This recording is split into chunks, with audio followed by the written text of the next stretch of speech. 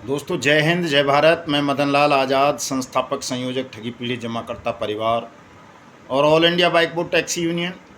आज दिनांक 12 अप्रैल 2023 को आपके समक्ष प्रस्तुत हूँ राजधानी दिल्ली से एक बड़ी सूचना आप सबको बताने के लिए। हमेशा की तरह मैं आप सबसे अनुरोध करूँगा कि जिन साथियों ने हमारे यूट्यूब चैनल युगांतर न्यूज़ को सब्सक्राइब नहीं किया है वो इसे सब्सक्राइब कर लें और मेरे इस वीडियो संदेश को ज़्यादा से ज़्यादा शेयर करें, लाइक करें, कमेंट करें, ताकि हमारी आवाज़ देश के उस हर ठगी पीड़ित जमाकर्ता परिवार तक पहुंच सके जिनकी भी मेहनत का पैसा किसी भी ठग कंपनी या ठग क्रेडिट कोऑपरेटिव सोसाइटी में डूबा है। ये ज़रूरी भी है दोस्तों, चूँकि हम केवल यूट्यूबर नहीं हैं कि साहब यूट्यूबर हों। यूट्यूब चैनल चलाने के लिए झूठ सच अमल तपल करेंगे। हम एक जिम्मेदार सामाजिक संगठन भी हैं। ठगी पीड़ित जमाकर्ता परिवार है हमारा, जिसका पहला लक्ष्य देश के प्रत्येक ठगी पीड़ित जमाकर्ता परिवार की मेहनत की डूब चुकी हुई रकम को वापस दिलाना है। दूसरा लक्ष्य देश को ठग मुक्त बेईमान रहित राष्ट्र राज्य के रूप में स्थापित करना है। तो इसलिए आप तमाम साथी जो सत्य जानना चाहते हैं, जो अपनी मेहनत के पैसे को वापस प्राप्त करना चाहते हैं ठगों और बेईमान सिस्टम के खूनी पंजों से, वो इस काम को ज़रूर कर लें, याद से कर लें, हमारे चैनल को सब्सक्राइब कर लें, ताकि घर बैठे आपको सही अपडेट, सही मार्गदर्शन मिलता रहे आपके भुगतान की प्राप्ति का। दोस्तों सबसे पहले आज मैं एक बाइक बोर्ड टैक्सी स्कैम से जुड़ी हुई खबर बताना चाहूँगा कि दिल्ली हाई कोर्ट में 5 अप्रैल को सुनवाई हुई थी। भुगतान को लेकर ही हमने एक केस फाइल किया हुआ है दिल्ली हाई कोर्ट में। वो सुप्रीम कोर्ट में फाइल किया था, सुप्रीम कोर्ट ने उसको हाई कोर्ट के लिए भिजवा दिया, तो वो दिल्ली हाई कोर्ट में चल रहा है।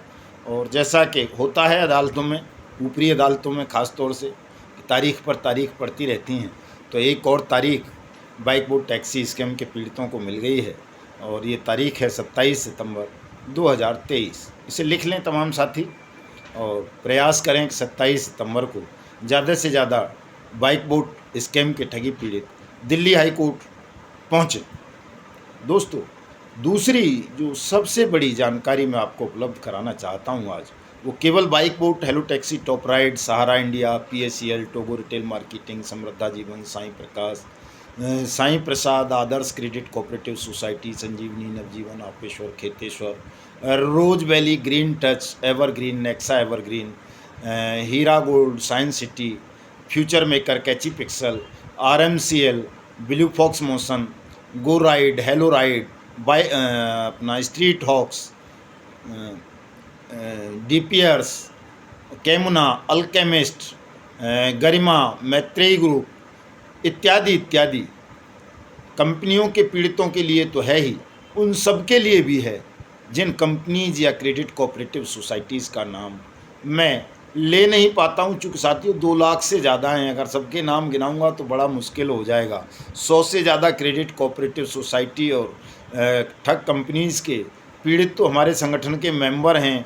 विश्वामित्र है, HBN है, आपका JKB है, किसान एग्रो है, PACL, सहारा इंडिया, ये तो सब हैं ही। टोगो रिटेल मार्केटिंग, समृद्धा जीवन, आपेश्वर, खेतेश्वर, और क्या बोलते हैं अपना वो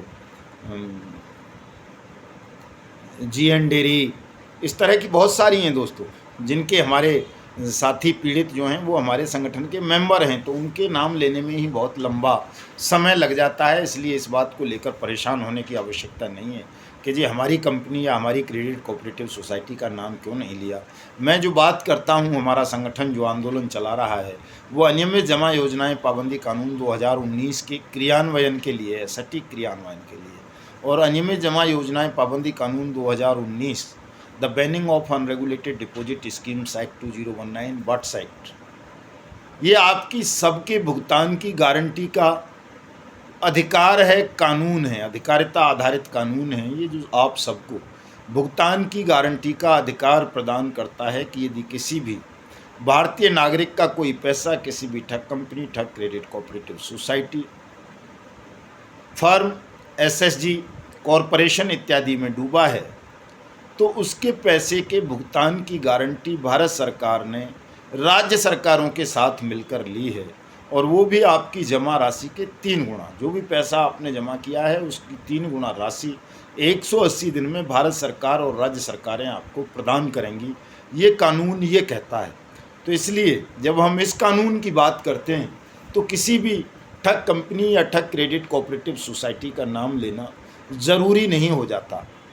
तो हमारा संघर्ष, हमारा आंदोलन, हमारा मिशन केवल और केवल इसके लिए है कि आप जिस भी कंपनी के या सोसाइटी के ठगी पीड़ित हैं, आपका पैसा आपको इस कानून के तहत मिले। इसी को लेकर हमने मिशन भुगतान भारत यात्रा कार्यक्रम आरंभ किया है। इसी के लिए हमने 23 मार्च 2023 को प्रधानमंत्री कार्यालय का घेराव किया था। इसी के लिए हमने पूरे देश भर में भुगतान काउंटर खुलवाने शुरू किए हैं। इसी के लिए हम जगह जगह रथ यात्राओं का, मिशन भुगतान भारत यात्रा कार्यक्रम का आयोजन कर रहे हैं। इसी के लिए हम संगठन का विस्तार कर रहे हैं दोस्तों। तो मैं जो सबसे बड़ी खबर आपको बताने जा रहा था आज की, वो दोस्तों ये है कि आज प्रधानमंत्री कार्यालय से एक बड़ी अपडेट निकल कर के आई। उन्होंने कहा कि सब 5000 ठगी पीड़ितों के आवेदन प्रतिदिन प्रधानमंत्री कार्यालय को आ रहे हैं। आपने इस तरह का बवाल पैदा कर दिया है प्रधानमंत्री कार्यालय की जान के लिए कि अब हमारे पास किसी और काम को करने के लिए समय नहीं बचता है। आपके लोग रोज़ाना यहाँ सैकड़ों की तादाद में आते हैं मोटे मोटे बंडल लेकर के, और वो तुरंत रिसीव कॉपी मांगते हैं कि तुरंत रिसीव करके दो। 5000 लोगों को एक साथ रिसीविंग देना प्रधानमंत्री कार्यालय के लिए संभव नहीं है। यहाँ इतना बड़ा स्टाफ नहीं है कि हम 5000 लोगों को प्रतिदिन रिसीविंग दे सकें। इसलिए जो भी साथी यहाँ आवेदन फॉर्म जमा करने आ रहे हैं अपने भुगतान के, उनको कहें कि वो 5-6 दिन बाद अपना डिस्पैच नंबर ले लें, या उनको SMS के द्वारा प्रधानमंत्री कार्यालय से सूचना पहुंच जाएगी, या उनका जो जिला कलेक्टर है वो उनसे संपर्क कर लेगा। रिसीविंग के लिए दबाव प्रधानमंत्री कार्यालय के स्टाफ पर न बनाया जाए। दोस्तों, जैसा कि मैंने कल बताया था कि एक विस्तृत प्रपोजल बनाकर हम प्रधानमंत्री को भेज रहे हैं इस विषय में, वो मैंने तैयार किया है। थोड़ा अस्वस्थ होने के कारण आज दे नहीं पाया, तैयार नहीं हो सका था पूरा, क्योंकि काफ़ी बड़ा प्रपोजल है जो उन्होंने पहले मांगा था कि किस तरह से भुगतान संबंधी समस्या का सरलीकरण किया जा सकता है, किस तरह सरलतापूर्वक सबका भुगतान किया जा सकता है। उस पर एक प्रपोजल हमें प्रधानमंत्री कार्यालय को बनाकर देना है, और उन राज्य सरकारों की शिकायतें देनी हैं, उन जिलाधिकारियों की शिकायतें देनी हैं जिन्होंने अभी तक अपने अपने ज्यूरिडिक्शन में भुगतान काउंटर नहीं खोले। दोस्तों, मैं बताना ये चाहता हूँ आपको कि जिस प्रधानमंत्री कार्यालय के पास 5000 आवेदन स्वीकार करने की प्रतिदिन की क्षमता नहीं है, 5000 लोगों के आवेदनों को देखकर जिसके पसीने छूट रहे हों, घबराहट होती हो, जिन्हें ये लगता हो कि हम कोई और काम नहीं कर सकेंगे, तो सोचिए ज़रा, 42 करोड़ का अगर 1% भी एक दिन दिल्ली आ गया, प्रधानमंत्री कार्यालय पर पहुंच गया, तो क्या स्थिति होगी प्रधानमंत्री कार्यालय की, और क्या इस हालात होंगे इस देश के बेईमान सिस्टम के और ठग साम्राज्य के।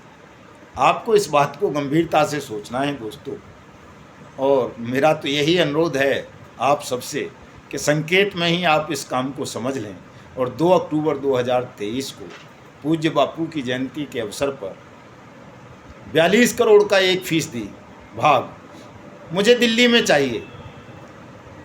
और जिस दिन आप दिल्ली में 1% इकट्ठे हो जाओगे दोस्तों, उस दिन उसी क्षण आपका सबका भुगतान आरंभ हो जाएगा। ये तय है, ये निश्चित है। आप इस बात को गंभीरता से नहीं समझते हैं। आज भी सहारा इंडिया वाले तो CRC के लपेटे में आ रखे हैं। सब पूछते हैं, बहुत सारे पूछते हैं, सब CRC का एड्रेस बता दो।